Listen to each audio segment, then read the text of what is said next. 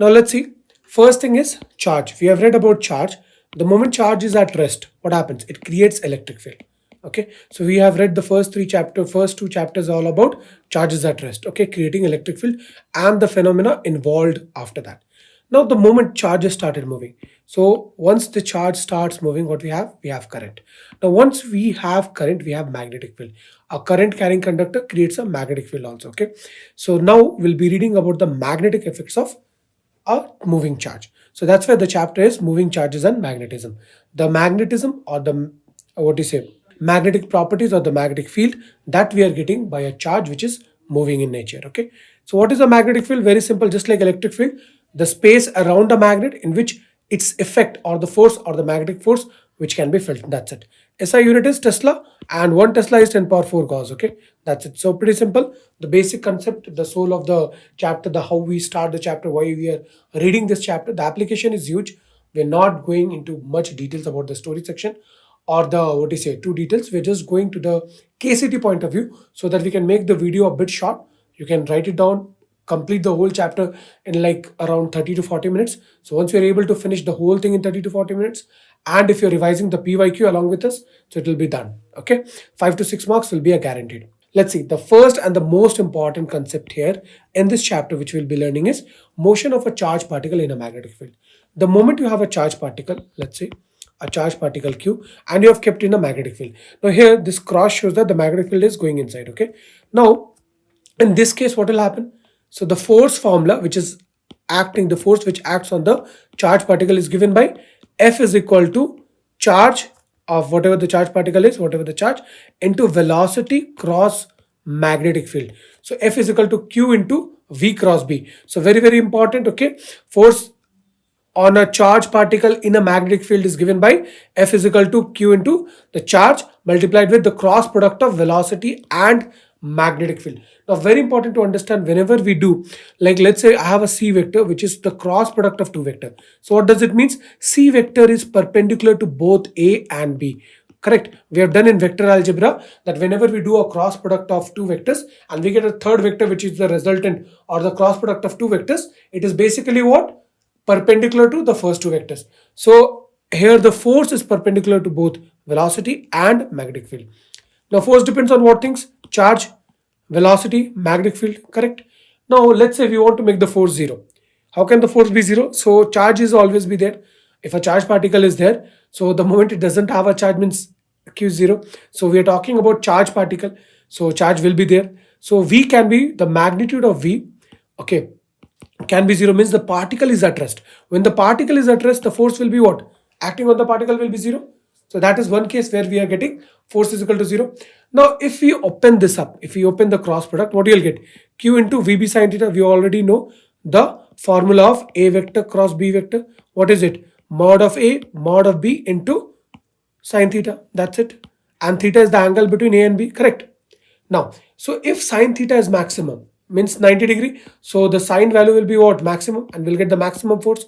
So the force, maximum value of force we get when the velocity and magnetic field, they are perpendicular to each other. Now if you see here in this diagram, velocity is like this going upward and magnetic field is inside. So what is the angle they are making? 90 degree. Again if you see at this point, velocity is like this, magnetic field inside. So again an angle of what? 90 degree. It is inside the plane. Just imagine, again velocity is like this and magnetic field is going inside cross. Okay, so again the angle between these two is what? 90 degree. Okay, so when they are perpendicular, when velocity and magnetic field are perpendicular to each other, that time the force experienced by a charged particle is what?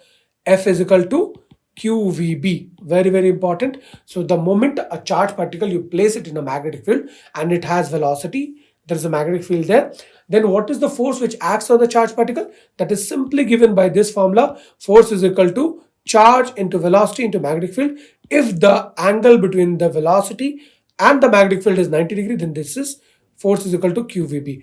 Otherwise, we can use the vector form directly to solve it. Okay, if the angle is other than that, we can use the vector form to solve it. Now here again, if I'm saying that force is 0, so what can be the other reason for the force to be 0? Now imagine the vector part. If two vectors are parallel or anti-parallel, so what will happen? The angle between them will be either theta equal to 0 or 180 degree. In that case and scenario, when velocity vector and magnetic field, they are either parallel or anti-parallel. Okay, so in that case, again, the V cross B will be 0. Okay, the V cross B will be 0 because sine 0 is 0 and sine what is 180 is also 0. So that case also the force will be 0. Okay, so two cases we gave where force is 0. First case we gave in the previous part where the magnitude of the velocity was 0 and the force was coming up to be 0. Second case is if the angle between the velocity and the magnetic field is 0 or 180 degree, either they are parallel or anti-parallel, directly we can say the force will be 0. Clear everybody? Now, how do you find out the direction of the force? Very simple, we can use right hand thumb rule. Correct. Take this velocity, curl it along B, so you'll get the what? Force direction. The thumb will point in the direction of the force. But now right hand thumb rule we have done from like what? Class 9, 10th onwards. So you already know about it. Correct. And we also know by the cross product that force is always perpendicular to V and B. Okay.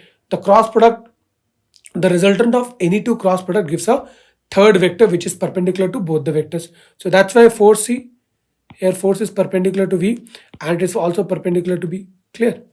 Now, since force is perpendicular to velocity, now we got to know that force is perpendicular to velocity. Then what will happen? So force perpendicular to velocity, so no work will be done. Why? Because no change in magnitude of the velocity. The direction of the velocity is changing. See, it is doing a circular motion. Direction at each step it is changing, but the magnitude of the velocity, it's not changing. Correct. So the circular path is followed by the particle and the magnetic force acts as a, now what force is present here to give the centripetal force? In order for a body to revolve around a circle, okay, what is the force we need? Centripetal. So who is providing here the centripetal? The magnetic force, because no other force is there. Correct. So F magnetic is only providing the F centripetal here also. Correct. Now, so what you can see, we already know when theta is equal to 90 degree, what we got force? QVB, and we know the centripetal force is equal to what? mv square by r. Everybody knows this formula. So the moment we equate these two, because the magnetic force is only providing the centripetal force for the electron to revolve or for the charged particle to revolve around the circle. So what you'll get? mv square by r is equal to what? QVB. Now velocity went home. Correct. So what we got? Radius r is equal to mv by qb. Now these formulas are very important, okay, and we'll be having a lot of questions from these formulas straight directly. Okay, so write it down very properly. So this radius r of the circular path we can easily find by using this formula where r is equal to mv by qb. Okay, you can mug it up, you already know how to derive it also, but in exam we'll have very less time, so make sure that the formulas are on your fingertips. Okay, because in exam where target is like 3 seconds, the best 10 seconds, the next 30 seconds, the next, okay, max 1 minute. So we'll try for going by this method. Okay, now we have learned in class 11, the first PU, that velocity v is equal to r omega is equal to radius times the angular velocity. Correct. So if we substitute that, so r will be is equal to what? M r omega by qb. So here r and r will be cancelled. So what you'll get? Angular velocity we can get. Angular velocity will be what? qb by m. Correct. So now we got angular velocity also. Now what about angular velocity? We know angular velocity has a relation with time. What is that time period? 2 pi by t. So we can write t is equal to 2 pi m by qb. So we got the time period also. Correct. So we got the time period, we got the radius, we got the angular velocity. Okay. So we got a lot of stuff. Now what about frequency? So frequency is nothing but 1 by time period. So that is equal to qb by 2 pi m. Correct. So we got the frequency of the charged particle also. Now next again r we got as mv by qb. Now this velocity, okay, this mv is what, student? Momentum. Correct. Product of mass into velocity. So r can also be written as in terms of p by qb. So the moment momentum came, we can equate that with kinetic energy also. We have a relation of momentum which we will read in the nuclear physics. Momentum is equal to what? Root under of 2m into kinetic energy. So now we have related the radius with the kinetic energy. So r is equal to what? Root under of 2m into kinetic energy by qb. Now this kinetic energy is like a form of work done. So kinetic energy can also be written as what? EV in terms of electron volt, because we know voltage is equal to what? Work done by charge. So in terms, if it is an electron, so work done by electron charge of electron. So work done is equal to what? EV. So this EV can be replaced with the kinetic energy, and we can get the radius in terms of what you say, electron volt also. So very important formulas. A lot of questions comes from these formulas. Minimum 1 to 2 question is confirmed. So all these formulas which I have marked in yellow, do write it, do mug it up like very thoroughly, so that in exam you don't have any single difficulty, and you can what is recap it, and you can just solve in less than 3 seconds. Okay, let's see the next part. Till now the velocity was perpendicular. Now what if the velocity is not perpendicular but it is making some angle theta? What it is doing? It is making some angle theta with the B. So now in that case, what do you do? We know the resolution of vectors. So what we'll do? We'll break this vector V. We'll break the velocity vector into two parts. One will be what? V perpendicular. One will be what? V parallel. And V parallel is nothing but V cos theta. And V perpendicular will be what? V sin theta. That's it. We have already done in what? Projectile motion also. So we are breaking it into two parts. One is V parallel and one is V perpendicular. Now V perpendicular is V sin theta and V parallel is V cos theta. Now you understand this perpendicular will allow the circle, will make a circular motion. This perpendicular, what it will do? It will make the charged particle move in circle, but this V parallel, it will push also. So it will move a circle, it will push. It will move a circle, it will push. So what you can see? We can see a helical path. A bit circular motion and then movement, circular motion, movement, circular motion, movement. Why? Because we have two components of velocity. One component of the velocity, it is making it move in a circle. The other component is changing the what? It is giving a x displacement. Okay, it's making it move. See, then clear.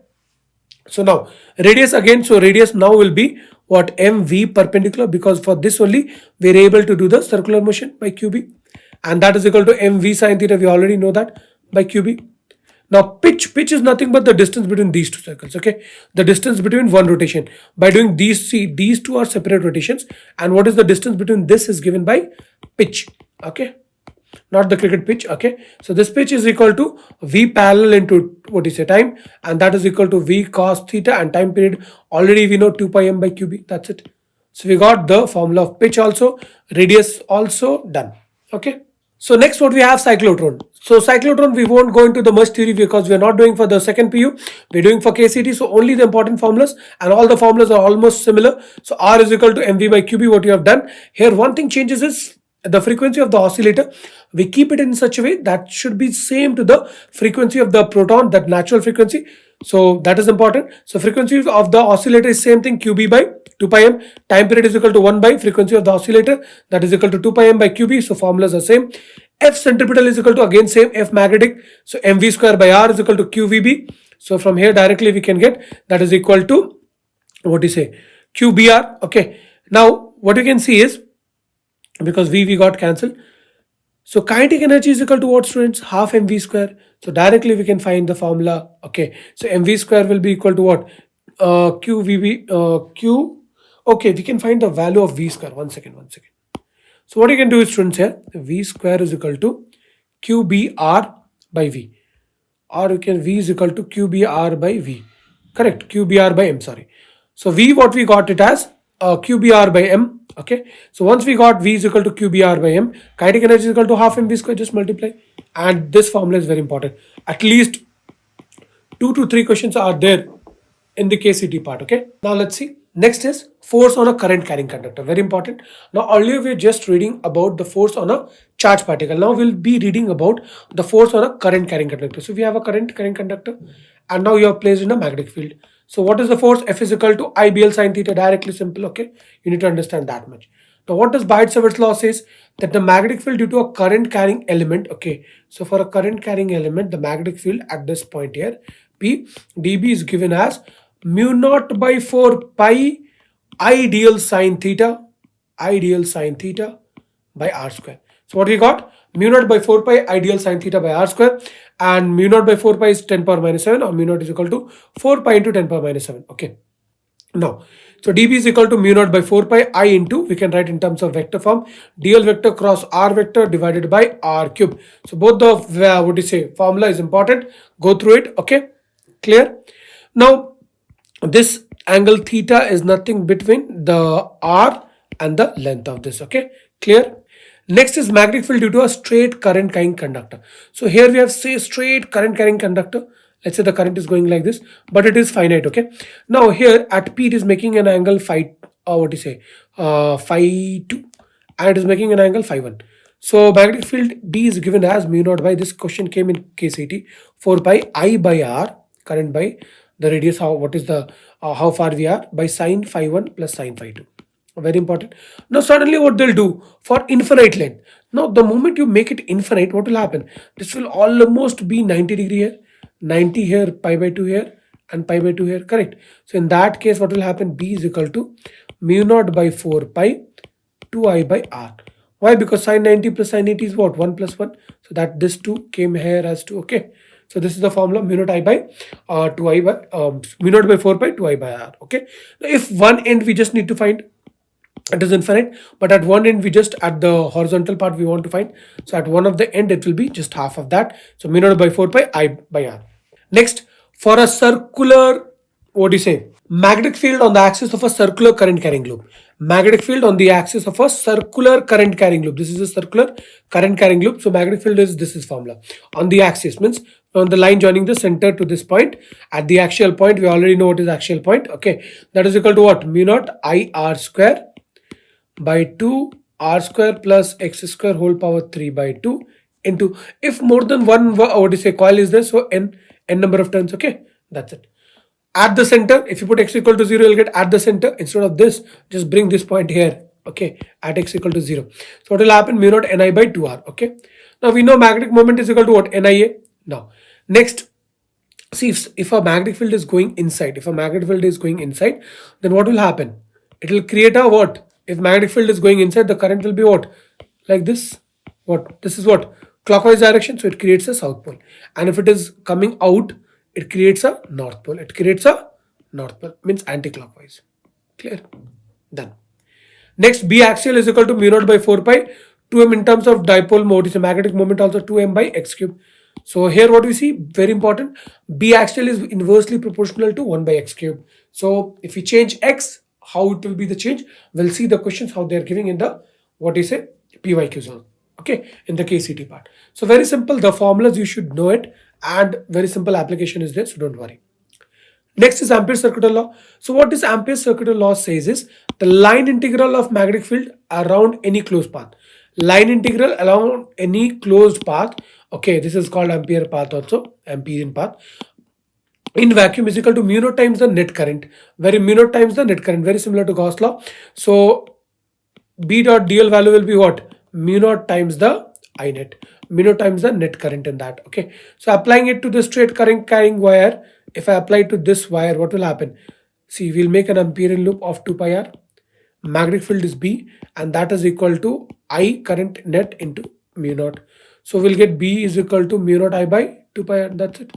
So see, we can easily apply it and get the answers. Okay. So what we need to know is the whole line integral of this B dot dl is equal to mu naught times the net current. That's it. Next part, what if it is not just a, what is a line, it is just a straight wire of circular cross section. Now it has a cross section. So here two things happens. One, at inside point what will be the magnetic field, and at outside point what will be that. For an outside point it's very easy. When r is much greater than a, means the area of cross section, so what will happen, the radius, what is it, this radius of area of cross section, so that will be simply b naught I by 2 pi r, which we did right now. Okay, any outside part. Now what if the total, because here the net current was I, what if I'm making a small, what is a part where the net current is not I net, we need to find it out. In that case situation, there this change happen. So here the magnetic field is B is equal to mu naught I by 2a square into r. So here what you see, that a magnetic field is directly proportional to r.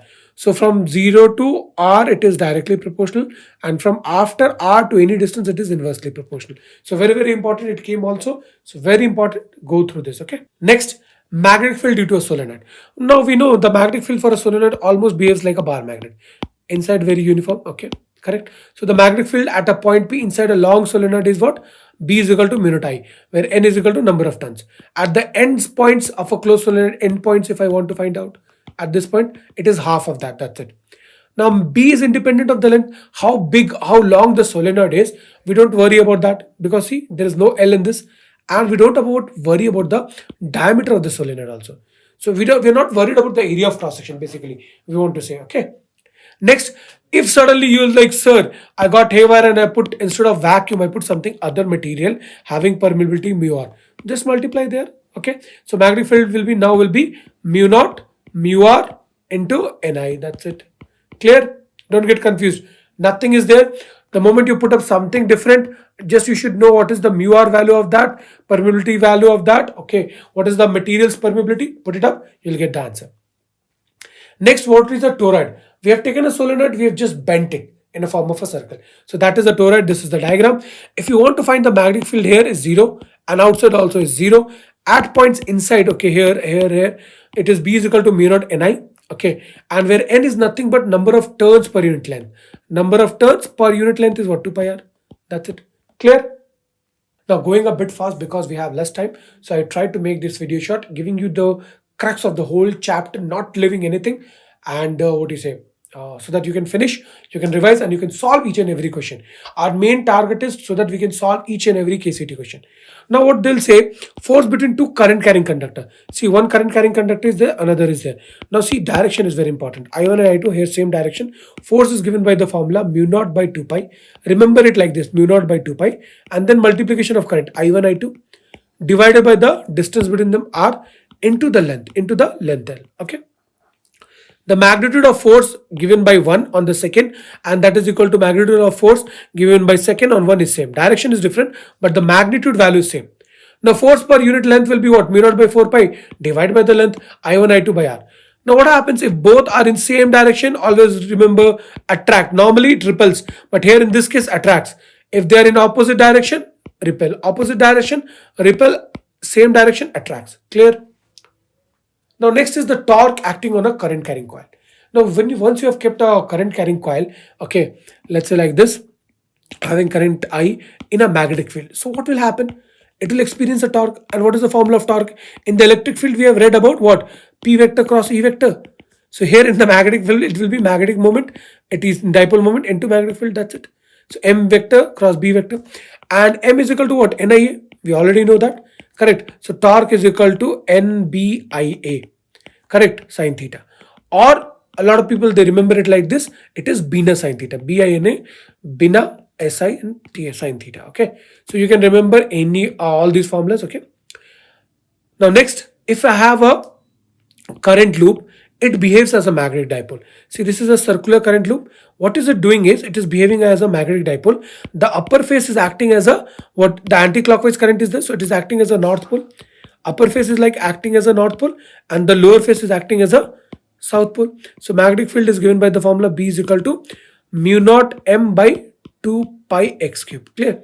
Now this everybody understood. If it is a anti-clockwise means what? It is going like this.